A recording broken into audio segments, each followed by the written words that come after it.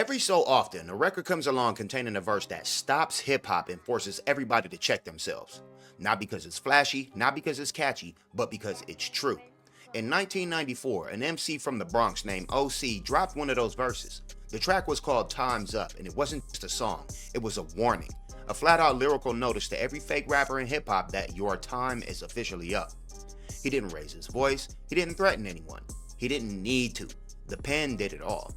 To understand how powerful Time's Up was, you have to understand the climate of hip-hop in the mid-90s. It was the golden, maybe even the cusp of the post-golden era of hip-hop.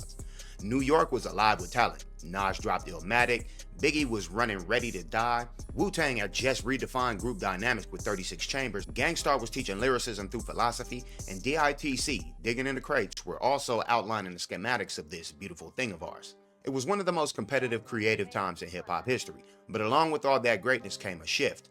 More people chasing fame instead of foundation. Record labels were throwing money around trying to package the next street star. And slowly, authenticity, the heartbeat of hip-hop, started to fade behind image. O.C. saw that, and he wasn't impressed. As part of the DITC crew Digging in the Crates, alongside legends like Lord Finesse, Showbiz and AG, Diamond D, and Big L, O.C. came from a circle that valued skill and truth above all. So when he stepped to the mic for Time's Up, he came to remind the world what real emceeing was. You lack the minerals and vitamins, irons in the niacin. Fuck who that I offend. Rappers sit back and about to begin. Bout foul talk you squawk. Never even walk the walk. More or less destined to get tested. Never been arrested.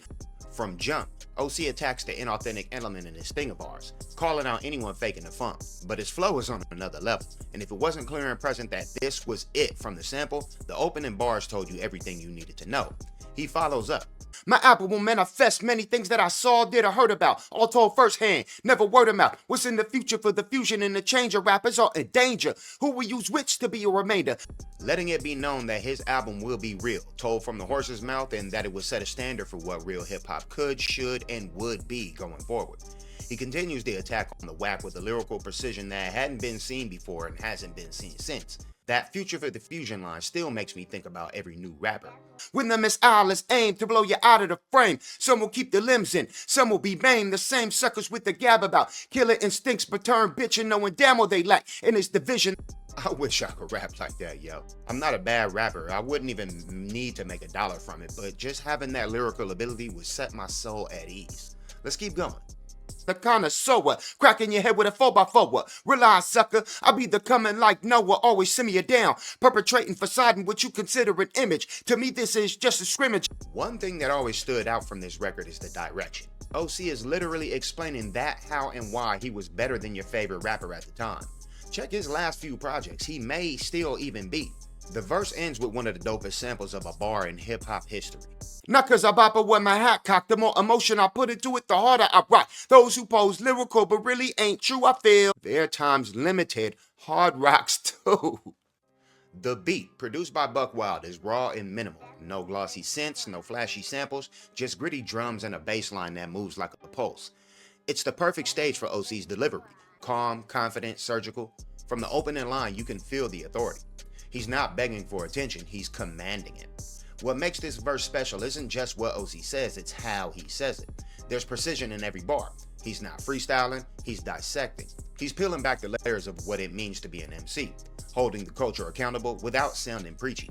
This isn't a diss track, it's a standard. He's not calling out one rapper, he's addressing the entire mentality that was creeping into the game.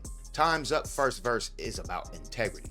It's about truth in art. He's saying, if you haven't lived it, don't rhyme it. If you haven't earned your spot, don't fake your credentials. Every line drips with frustration and pride. Frustration seeing the culture watered down, and pride knowing that he represents the real. But underneath the tough tone, there's also love. This was someone who cared about hip-hop enough to protect it. He wasn't watching the culture get commercialized from the sidelines. He was stepping into the booth and drawing the line himself. That's what separates Time's Up from other call-out records. It isn't fueled by ego, it's fueled by responsibility. In January 2020, Thomas Hobbs for Passion Wise spoke with O.C. about the album Word Life, and O.C. revealed this about the intensity of Time's Up. Most people don't know that Time's Up was originally a Pharoah Monch beat. This kid called Prestige, who ended up being one of Puff's hitmen, played the beat to Pharoah, but he's so laid back that he just threw it to the side. It really resonated with me, so I stole the CD.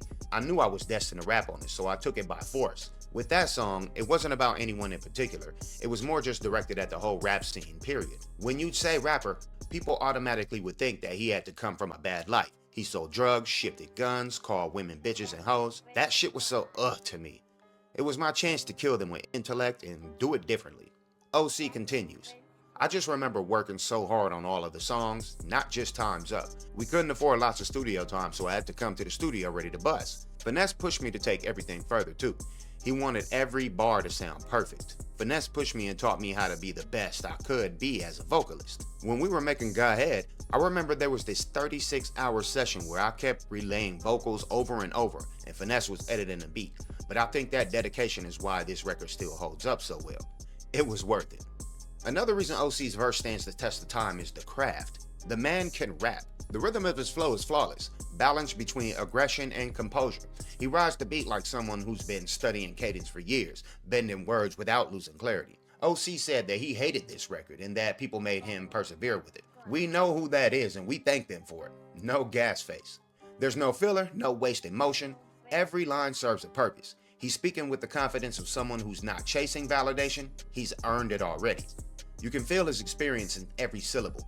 He's not just talking about the streets or the industry, he's talking about life, about the need for substance in what we create.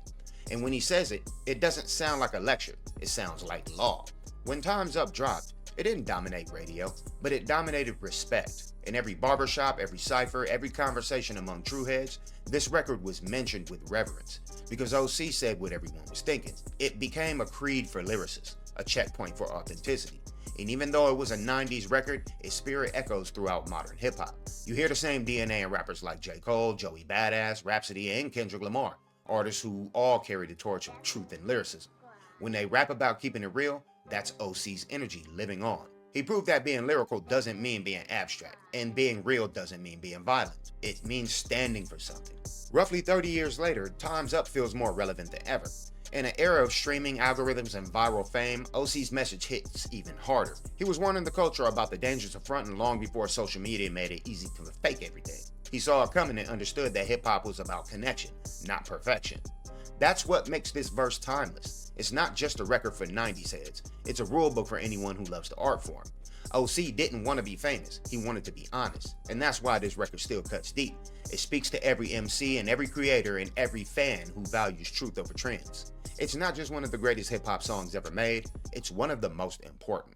It's a reminder that every verse you write, every story you tell, should come from something real. O.C. didn't just check fake rappers, he checked the culture itself. He held up a mirror and asked, "Are you proud of what you see?" That's what legends do. They don't just participate in the moment, they define it.